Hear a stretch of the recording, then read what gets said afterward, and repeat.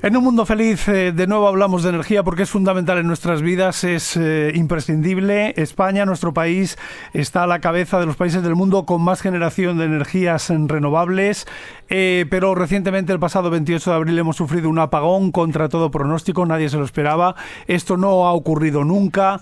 Que se fuera la luz por unas horas era algo relativamente habitual hace muchos años en algunas zonas de España, pero que se fuera en toda la península, pues esto no había ocurrido nunca. Vamos a hablar de energía, vamos a hablar de renovables, vamos a hablar de nuclear, vamos a hablar de muchas cosas con nuestro invitado, que es un auténtico experto. Él es Jorge Morales. Bienvenido, Jorge, ¿cómo estás? Muchas gracias, Tato, un placer. Gracias por acudir de nuevo a nuestra llamada. Eres ingeniero industrial, eres muchas cosas, director de Próxima Energía. ¿Qué es Próxima Energía? Bueno, una empresa eléctrica, pero pequeñita. Vale. Tratando de hacer cosas diferentes. Estupendo. Y divulgador científico, y has apostado desde la ingeniería industrial desde hace muchos años, pues prácticamente, yo te conozco hace muchos años, como 18 o 20 años llevas apostando por las renovables. ¿Por qué? Bueno, es que yo creo que no apostar por las renovables carecería de sentido común.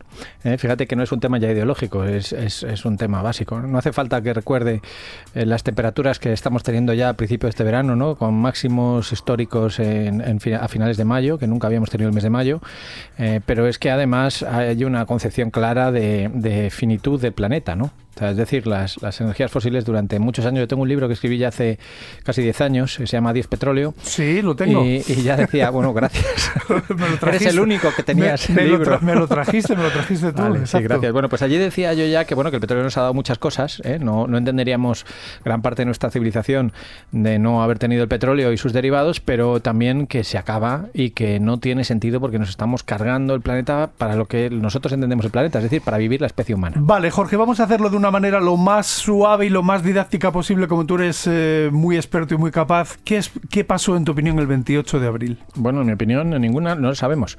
Es que o sea, a día de hoy ha pasado más de un mes y no lo sabemos. No lo sabemos, y el incidente... Portugal ya ha hecho un informe en un mes, ¿eh? Sí, tenemos algunos datos, ¿vale? Y cada vez tenemos más datos técnicos, pero los datos técnicos siguen siendo compatibles con cientos de posibilidades. Entonces, seguir alimentando... Bueno, ya no voy a decir la teoría esta que hay de que se está haciendo un experimento que a mi juicio carece del más mínimo interés, ¿no? O sea, es decir, no tiene sentido. ¿Un experimento social o de qué tipo? Esto es una cosa que publicó The Telegraph hace algunos días, y que luego algunos medios españoles se han hecho eco de ello, de que como que España estaba jugando con las renovables a ver si el sistema admitía más renovables o menos, y que entonces pues por eso se fue. Tampoco tiene mucho sentido, porque hasta donde sabemos, Jorge, días anteriores se había producido más renovable, más porcentaje, y no había habido apagón. Claro, y en días posteriores también. Pero además, sobre todo, lo que no tiene sentido es pensar que nadie juegue con el sistema eléctrico. Y con la salud de las personas, porque han fallecido personas lamentablemente por incendios en sus casas al alumbrarse con velas, han fallecido por falta de respiradores, por múltiples motivos, y esto habrá que resolverlo, esperemos, no lo sé si en sede judicial o no, aparte de que queda abierta la vía de indemnizaciones, entiendo. Sí, pero ya olvidémonos de las consecuencias. Si es que hay una cuestión de desconocimiento técnico, claro, de cómo funciona el sistema, ¿no? Red Eléctrica, que es la empresa que ahora está en boca de todos y hasta hace muy poco era casi desconocida, es la empresa que coordina el sistema eléctrico, es lo que llamamos el operador del sistema técnicamente.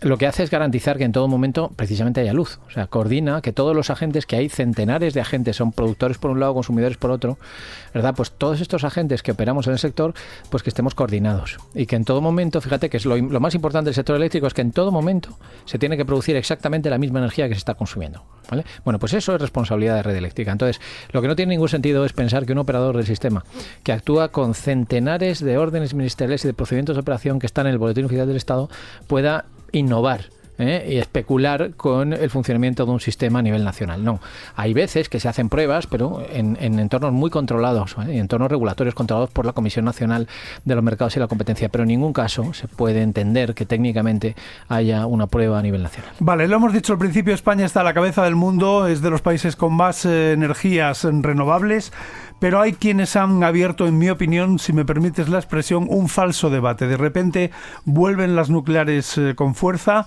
en un debate del que no se aportan, creo yo, honradamente todos los datos. ¿Y por qué digo esto? Bueno, pues porque, según sabéis los especialistas, construir una central nuclear nueva cuesta aproximadamente 10.000 millones de euros. Lleva de tiempo mínimo 10 años. Me gustaría recordar que España, corrígeme la cifra porque hablo de memoria, cada día que pasa pagamos unos 85.000 euros para que países como Francia u otros países gestionen nuestros residuos nucleares. O sea que de viable se ve poco, ¿no? Teniendo en cuenta además lo que pasó en Chernóbil, lo que pasó en Fukushima, lo que ha pasado en varias plantas y lo que estuvo a punto de pasar aquí. ¿Dónde fue? En Vandellós 2, creo que fue. En Vandellós 1. En Vandellós 1, que estuvo a punto de ser un tremendo fiasco, una tremenda catástrofe, y que salvaron muy dignamente sus trabajadores, sus operarios y sus ingenieros. Bueno, vamos a ver. Yo creo que el debate de la nuclear no se ha ido nunca. Lo que pasa es que en esto del apagón se ha aprovechado para introducir muchos debates que ya venían produciéndose en el sector energético y que la gente ha aprovechado para sacarlos a la luz, ¿no? Entonces, fíjate que ha habido mucha gente, lógicamente, interesada, que enseguida primero, ha culpado a las renovables del apagón. Esto, insisto, que no se sabe, ¿vale? No se puede culpar. En todo caso, habrá que culpar a algunas plantas en particular y habrá que ver esas plantas por qué se desconectaron ese día, porque no te extrañe nada que cuando veamos los resultados lleguemos a la conclusión de que algunas plantas se desconectaron porque la ley les obligaba a desconectarse, ¿vale? O sea, es decir, es que esto va a tener muchas derivadas sobre las responsabilidades de por qué desaparecen de repente. Pero un inciso, ¿no? ¿Interviene ahí la mano humana? ¿Interviene el factor humano? Puede intervenir, vale. Claro. O puede que no. Vale. Es decir, puede ser que lo que haya es unos sistemas que también, de alguna manera, a largo plazo ha intervenido la mano humana, son unos sistemas automáticos que son las protecciones del sistema eléctrico, que lo que han hecho es desconectar una serie de plantas porque se produjo una sobretensión en la red que les obligaba a desconectar, ¿vale? O sea, es decir, es que en el Boletín Oficial del Estado hay muchos límites para el funcionamiento de todo tipo de plantas de generación eléctrica, no solamente las nucleares, también las renovables, también las centrales de gas, cada una tiene sus límites y sus especificidades. Entonces, vamos a ver exactamente cuál es el origen del fallo. Sabemos que hay varios, porque sabemos que la red eléctrica está preparada siempre para ser inmune a un solo fallo, por tanto sabemos que el fallo es múltiple. Entonces, tenemos que establecer muy bien la correlación entre los distintos fallos que se produjeron y cómo reaccionaron cada uno de los equipamientos de la red a esos fallos. Porque, insisto, a lo mejor nos podemos llevar las manos a la cabeza y decir, oye, que es que todo funcionó según lo previsto. Y lo que ocurre es que precisamente la normativa no había previsto que se produjera ese fallo original. Pero déjame, por favor, apostillar sobre el tema nuclear.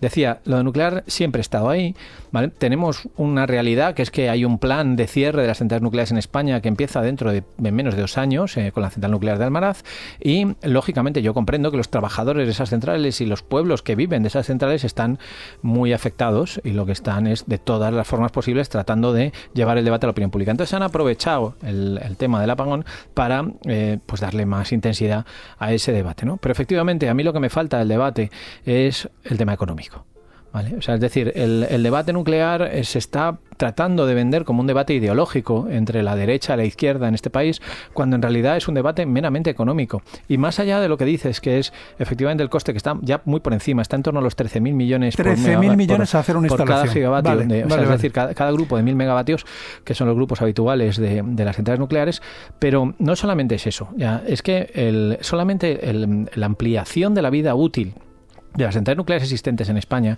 ya es problemática de por sí por una razón, porque todas las centrales nucleares en el mundo cuando se cierran generan una serie de problemas que básicamente es el desmantelamiento de los residuos nucleares que, fíjate lo que te voy a decir, ninguna empresa mercantil puede soportar en su balance, ninguna. Entonces, ¿qué es lo que hacen todas? Lo hacen RESA, la empresa nacional de residuos. En España lo gestiona RESA, que es una entidad pública. Sí. Y lo que ocurre es que, para llamarlo así, para que nos entendamos fácilmente, digamos, las empresas le dan la llave a Enresa, en cuanto cierran la central le dan la llave y dice, ahora ocúpate. ¿Y durante cuánto tiempo se va a ocupar Enresa de eso? Años y años. Años y años no, mínimo 10.000 años. Está en Guadalajara levantando, no sé cómo se llama la central de Guadalajara. La de Zorita. Zorita la están levantando y las paredes de hormigón, que hay documentales que se puede ver, vamos, están con herramientas especiales levantando de la pared por lo menos 2 centímetros del hormigón porque se filtra la contaminación radiactiva. Claro, pero entonces hay que quitarlo todo. Si además han tenido que hacer herramientas específicas, el desmantelamiento de las primeras 2 centrales, que son muy pequeñitas, las 2 que hay en España, ha costado muchísimo más de lo que estaba previsto. Bueno, todo eso, para sufragar todo ese coste, lo que están haciendo los propietarios de las centrales nucleares es dotar un fondo ¿vale? Un fondo, se acordó con el gobierno una parte del dinero de lo que se estima que va a costar. Ya digo que lo que se estima no es lo que va a costar, porque lo poco que hemos empezado a hacer ya ha costado muchísimo más, y ojo que va a ser durante 10.000 años. Es que hace 10.000 años, Tato, el Homo sapiens, de nuestra especie, estaba peleándose con la agricultura. Sí, con la agricultura. Y nosotros le vamos a dejar residuos contaminantes a las personas o los humanoides que vivan dentro de 10.000 años. O sea, esa razón ya por sí misma, yo creo que queda esa aclarado. Por sí sola ya es suficiente para que mucha gente diga, ¿pero qué estamos haciendo? Pero dejando el tema cosas económico además es decisivo. Claro, pero es que resulta que se ha estimado que el coste de ese fondo es de 28.000 millones de euros. Uf. Y hay dotados 8.000, faltan 20.000. ¿Vale? Entonces, lo que ocurre es que los propietarios de las centrales nucleares en España están diciendo que es que el gobierno les ha puesto impuestos. En realidad, lo que están hablando es de eso. Están hablando de un fondo para la gestión de residuos radiactivos que no quieren ellos soportar, porque lo que dicen es, oiga, yo hago negocio durante X años con mi central, y cuando yo cierre la central y le dé a ustedes las llaves, ustedes se encargan de gestionar residuos durante 10.000 años. Pagamos los ciudadanos. Ese es el problema de fondo, y eso es lo que no se pone encima de la mesa. Entonces, a mí me gustaría que en algún momento en este país fuéramos serios con el tema del debate nuclear y se hablara de números, y se pusieran los números encima de la mesa, y oye, con toda la responsabilidad, si los ciudadanos deciden que quieren asumir esos miles de millones de euros durante decenas de miles de años, pero que se informen primero, que no oculten datos de información. Que sí, pero que no cuenten que esto es que el Partido Socialista lo que tiene es que quiere cerrar la nuclear porque es un tema ideológico, ¿no? Que es que esto no es así, que esto funciona de otra forma completamente diferente. Cuando empezaron los paneles solares, hacer un panel solar era muy caro, y entonces era el kilovatio hora, corrígeme, producido por una nuclear era más barato que por los paneles solares. Mucho más, se pagaba 500 euros, claro. y la nuclear cobraba 50. Eso es, pero eso ya ha cambiado hace años. Claro, ahora mismo la solar es rentable con 30, fíjate, de 500 a 30 en 15 años, eso es lo que ha hecho, ese es el recorrido de la energía solar. Antes me decías, ¿pero por qué apuestas por la energía renovable? ¿Pero cómo no voy a apostar? Claro. Si además es más barata. Si es que después de todo lo que te contaba antes del cambio climático, de la especie, etcétera, es que resulta que es mucho más barata. La nuclear le está pidiendo al gobierno que le garantice, ojo, le garantice, eso es incompatible con cualquier mercado eléctrico, 60 euros megavatio hora de por vida. Claro, pero eso no es libre competencia, entonces. Claro, porque la solar es rentable con 30, y entonces podrían venir todos los promotores del mundo que quieren instalar solar en España y decir, oiga, si usted al nuclear le da 60, a mí con 40 me sobra. Vamos a seguir avanzando, Jorge Morales. Yo creo que esto queda muy bien desmontado desde el conocimiento técnico y amplio que tú tienes. La otra gran falacia, si me permites la expresión, es lo de que las renovables no le dan estabilidad al sistema. Claro. Vamos a pensar. Las nucleares o una hidroeléctrica que gira una bobina enorme, le da estabilidad a toda la red. Vale, fenomenal. Bueno, si estamos generando energía eólica, hidráulica, solar, también podemos coger una bobina grande, enorme, y que le dé estabilidad a la red, o eso no se puede hacer. Claro, por supuesto. De hecho, mira, por ejemplo, en el desmantelamiento de una central nuclear se podría aprovechar el propio alternador, que es el elemento que está dando vueltas y que lo que hace es que transforma esa energía mecánica en una energía eléctrica. Se puede acoplar un motor que esté alimentado desde la red eléctrica directamente para tener inercia mecánica, que es de lo que se está hablando. Que se puede hacer, y todo eso que se ha dicho es mentira. Pero entonces, es que fíjate, si es que no es solamente eso. Hay una normativa europea que es de aplicación, empezó a entrar en vigor en 2016, aunque luego tuvo un periodo transitorio, digamos que tuvo un periodo entre 2016 y 2019, algunas centrales eléctricas lo incorporaron y otras no. De 2019 en adelante, todas, es decir, estoy hablando de hace más de 6 años, todas las centrales que se han instalado en Europa, y por supuesto la inmensa mayoría, por no decir todas, son renovables, ¿vale? Todas tienen una cosa que se llama simuladores de inercia. Son emuladores de inercia. ¿Qué es lo que hace el emulador de inercia? No hace falta tener una masa girando a 50 vueltas por segundo, que es a la velocidad a la que gira el sistema eléctrico, para tener inercia. Es decir, para ser resistente a que en caso de un cambio el sistema siga girando a la misma velocidad original, que eso es realmente lo que han aportado históricamente esas centrales que llamamos síncronas, ¿no? Bueno, no hace falta eso. Resulta que electrónicamente un dispositivo electrónico puede simular la inercia exactamente igual que una gran masa girando a gran velocidad, ¿vale? Por tanto, no hace falta ni siquiera hacer inventos de acoplar un motor a un alternador de una central que vayamos a cerrar. Es que no es necesario.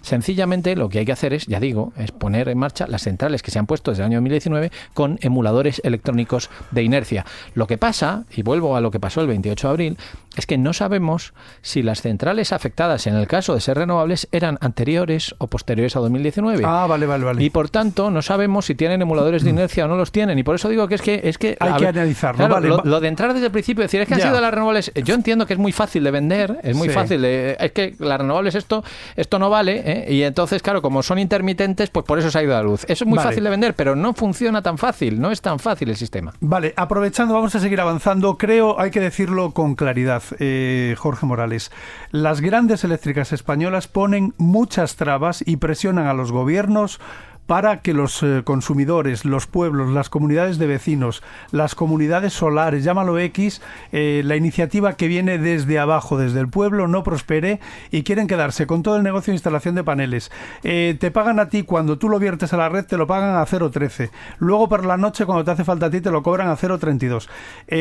Esto funciona de una manera un poco como la ley del embudo, pensamos algunos. ¿Qué nos dices? Pues sí que es exactamente así. Fíjate que el desarrollo, básicamente la energía más democrática, llamémoslo así, o sea, la que más fácilmente se extiende y que ha sido una revolución a nivel mundial ha sido la energía solar. ¿Por qué? Porque fíjate, la primera gran renovable de este siglo que vino a principios en la primera década, ¿no? Incluso a finales del siglo XX, en los últimos 10 años, a partir del año 90 por ahí, fue la eólica. Pero la eólica necesita mínimo decenas de millones de euros para entrar. ¿Vale? Entonces es difícil. Hay algunas comunidades, hay algunos ejemplos. Hay un ejemplo muy notable en Cataluña, aquí en España, de una comunidad que se puso de acuerdo para montar un aerogenerador entre muchos propietarios. Pero era muy difícil porque había que aglutinar mucho dinero, ¿no? Pero sin embargo en la solar fotovoltaica no. En la solar fotovoltaica uno puede entrar desde 2.000 euros. Y claro, esto, competir, tú imagínate lo que sería, por ejemplo, que nosotros pudiéramos competir con una multinacional del calzado, hacernos nosotros el calzado más barato que una multinacional en casa, ¿no? Pues nadie compraría en las tiendas. Pues esto ha pasado en el sector eléctrico. Claro. Resulta que es más barato producir energía solar en tu casa. Pero si estamos abogando en todas las normativas europeas por un planeta más limpio, por un reparto equilibrado, por un acceso democrático a la energía, y luego nos encontramos con que los grandes ponen grandes obstáculos, nos encontramos con que el Estado y las comunidades ponen grandes trabas para gestionar todo el papeleo, nos encontramos con que luego esas ayudas tardan mucho en cobrarse y van vía IRPF, o sea, te aumentan la base de IRPF. Estamos haciendo un pan como unas tortas, vamos. Sí, yo fíjate, yo me he cansado de pelear, y sobre todo de pelear a nivel político sobre estos temas, ¿no? Mira, hay un asunto que ahora es fundamental y que tú lo has citado, pero que es muy importante. El precio de la energía a nivel mayorista en España, sobre todo entre los meses de marzo y octubre, o sea, la inmensa mayoría del año, está hundido en las horas centrales del día. Con lo cual, si uno tiene un panel solar, en realidad ahora mismo no le interesa ponerse un panel solar, porque el precio, el coste de oportunidad que tiene, o sea, comprar luz a mediodía, si uno tiene una tarifa variable, que es la que le repercute el precio del mayorista directamente, ¿vale? Esa tarifa variable, que normalmente es la más barata, es muy barata en las horas centrales del día. Con lo cual, si tú te pones un panel solar para ahorrar precisamente cuando hace sol, no tiene sentido. Ahora mismo en España, sinceramente, no tiene sentido ponerse paneles solares. A casi nadie le salen las cuentas, porque el precio es cero o incluso negativo, fíjate. O sea, es decir, a las centrales eléctricas que producen a mediodía les cobra el sistema por producir energía, ¿vale? Por eso, además, hay muchas nucleares que están dejando de funcionar a mediodía, durante muchos días durante la primavera, porque no les salen las cuentas, porque tienen que pagar por producir, ¿vale? Bueno, entonces, ¿qué está pasando? Que, sin embargo, por la noche el precio es históricamente muy alto. O sea, normalmente el precio era de 50 euros y ahora por las noches tenemos fácilmente 100, 150 euros el megavatio hora. ¿Y esto por qué ocurre? ¿No lo puede regular el gobierno? Claro. ¿No puede decirle a las compañías, ustedes no pueden cobrar esto? No puede hacerlo porque hay un mercado libre. ¿Qué es lo que podría hacer el gobierno? Por ejemplo, crear incentivos para el almacenamiento. Y yo, que soy fundador de UNEF, de la patronal fotovoltaica, hace muchos años ya peino muchas canas, pero fundé la patronal fotovoltaica porque me parecía importante que se unificara el sector fotovoltaico, que estaba muy desunido, ¿no? Y digo, en aquella época, durante tiempo, estuve en muchos grupos de trabajo sobre esto, y en los grupos de trabajo van las grandes eléctricas, y me he estado desgañitando en esos grupos de trabajo para que se permita instalar baterías a nivel individual. Y las eléctricas no hacen más que poner trabas, porque ellos lo que quieren poner es baterías grandes, ¿vale? Y yo digo, mira, si yo tengo 1000 baterías pequeñas de 1 kilovatio, ¿vale? Eso que equivale a 1 megavatio, tiene que ser exactamente igual que si una gran compañía pone una batería de 1 megavatio. Y sin embargo la regulación no lo admite, ¿vale? No lo admite. También me he ido al IDAE durante mucho tiempo. Cuando hubo aquí subvenciones a los paneles solares dije, esto me gustaba mucho las de Italia, ¿vale? Tiene que ser un tema fiscal, tiene que ser un tema fácil y por supuesto rápido de cobrar. Y el ejemplo de Italia me gustaba mucho porque Italia subvencionaba prácticamente el 100% de la inversión y lo hacía a través de un crédito fiscal que además era endosable. Es decir, si yo me iba a ahorrar los 2.000 euros en mi IRPF, en mi renta, lo que hacía es que yo se lo endosaba a la empresa que me lo instalaba y entonces se ahorraba ella los 2.000 euros en su declaración de impuestos de sociedades. Entonces era inmediato, porque inmediatamente la empresa me lo ponía gratis y yo no desembolsaba, los italianos no desembolsaban ni un euro. Pero aquí hemos hecho un modelo que está dictado por las grandes. Claro, al final, yo creo que no hay mala intención, ¿eh? Yo he estado con la gente del IDAE, no me parece que haya mala intención ni la gente del IDAE, ni nada, pero la burocracia es tan grande, es muy grande, que al final no se dan cuenta, pierden el norte en cuanto a qué es lo realmente importante. Y lo realmente importante es que sea simple. Vale, Jorge, me quedan muy pocos minutos por aclarar. Hemos hablado de baterías. Alguien se puede desconectar totalmente la red poniéndose unas baterías que en el caso de una instalación familiar pueden ser, corrígeme, 6, 7.000, 8.000 euros. Vale. Pero no tiene sentido desconectarse la red. Te planteo la pregunta ya a gran nivel. La red española, ¿por qué no generamos un parque de baterías para almacenar toda esa energía que de día se produce con mucha intensidad, poderla tener almacenada en grandes baterías en zonas de Castilla-La Mancha, de Andalucía, de Madrid, de donde sea? Porque la normativa no lo permite. Y por eso porque se cambie. Pues esto es lo que te digo. Yo llevaba años en la patronal fotovoltaica discutiendo sobre las propuestas que había que hacer al gobierno para esto y no nos poníamos de acuerdo porque detrás están las grandes eléctricas en España. Entonces, lo que pasa aquí es que efectivamente con más baterías el sistema estaría mucho más equilibrado. Claro. Y esto además no es difícil de hacer. En California, yo pongo mucho ejemplo a California porque el sistema eléctricamente es muy parecido al nuestro. En cuanto a tamaño, California es muy parecido a España, ¿vale? En cuanto al sistema eléctrico, ¿verdad? Bien, pues California tenía lo mismo que nosotros, tenía mucho sol y tenía un montón de energía solar y lo que llamaban la curva de Pato. La curva de Pato es que a mediodía el precio era prácticamente cero y sin embargo, en cuanto se iba al sol, de repente empezaba a crecer y era como un cuello de un pato, ¿verdad? Y allí lo llamaban la curva de Pato. Bueno, pues la curva de Pato la han eliminado en solo 5 años, poniendo baterías, una cantidad enorme de baterías, ¿no? Y las baterías, ¿qué es lo que han hecho? Le han quitado el negocio a las centrales de gas. Las centrales de gas son las que funcionan, porque son muy rápidas, las que funcionan cuando se va el sol o cuando está amaneciendo, ¿verdad? Bueno, pues todo ese negocio que tenían, que se estaban forrando las centrales de gas, lo han eliminado completamente las baterías en tan solo 5 años. ¿Qué es lo que ha hecho falta? Simplemente una normativa que favorezca poner baterías. Pero ¿y qué tienen los californianos que no podamos tener nosotros? Simplemente es que los políticos cambien la norma, tan sencillo como eso, ¿no? O tú que conoces el sector, hay presiones tremendas para que esto no cambie. No. Es que a mí ya un compañero me contó hace muchos años, Jorge Morales, pero muchos te estoy diciendo 10, cómo fue a Islandia o no sé dónde, y en el equivalente de un gran almacén de repuestos te podías comprar un kit que te llevabas a tu casa con placa solar, con inductor, no sé qué, reversor, tal, por 1.500 euros, y aquí eso todavía no hay. Sí, bueno, hubo alguna empresa conocida que lo empezó a comercializar y luego lo dejó de comercializar porque no se vendía. Vale. Vamos a ver, es muy fácil. Si las baterías se pueden poner, ¿vale? Pero tiene que haber incentivos realmente para ponerlas. Pero ahora mismo la pelota está en el tejado de los políticos o totalmente. ¿De quién? Vale. Lo único que hace falta en este momento, llevo años reclamando, pero fíjate, llevo años reclamando que haya una normativa sobre baterías, ¿vale? Porque lo llevo viendo venir esto hace mucho tiempo, ¿vale? No es de este año ni del anterior. Ya esto se veía venir. ¿Qué es lo que ocurre? Que no he aprovechado el apagón para decir, ¿ves? Si hubiéramos tenido baterías no hubiera pasado, como tantos otros han aprovechado durante si no hubiera cerrado centrales nucleares no se habría apagado. Exactamente, ese es el error que estamos cometiendo ahora. Vincular unos debates que están muy bien, sobre el fondo del sector eléctrico, de si tiene que haber más renovables, de cómo integramos esas renovables. Fíjate que ha salido ya en esta charla lo del tema de las protecciones, de la emulación de inercia de las renovables, si tienen que emular inercia, ¿no? Es que, claro, no es solamente importante es que haya más renovables, sino cuáles son, de qué tipo, porque no vale todo energía solar, también tiene que haber otro tipo de tecnologías, eólica, tiene que haber biomasa, tiene que haber otro, hidráulica, por supuesto. Bueno, entonces es tecnología y además cómo se integran esas renovables en el sistema y luego qué otras tecnologías tenemos para ayudar, y entre ellas aparece claramente el tema de las baterías. Entonces todo eso hay que integrarlo además en un ecosistema en el cual no hay 5 agentes.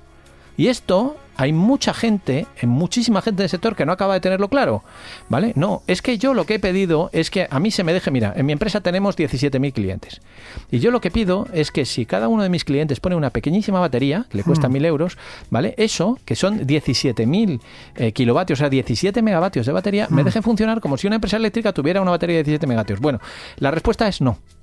¿Por qué? En el sistema eléctrico español no se puede, porque la burocracia es tan enorme que el dar de alta 17.000 baterías en el sector me llevaría 100 años. Bien, y por tanto es inviable, completamente. El tiempo, yo seguiría hablando contigo horas, pero se me va el tiempo. Seguiremos viéndonos si tú quieres. Tienes una agenda muy ocupada, muy llena. Te agradezco especialmente que hayas venido con todo este tema.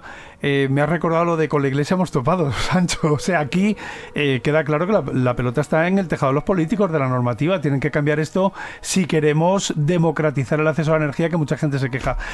Jorge Morales, recordamos, eres presidente, director, ¿cómo se llama la empresa? Director de Próxima Energía. Próxima Energía.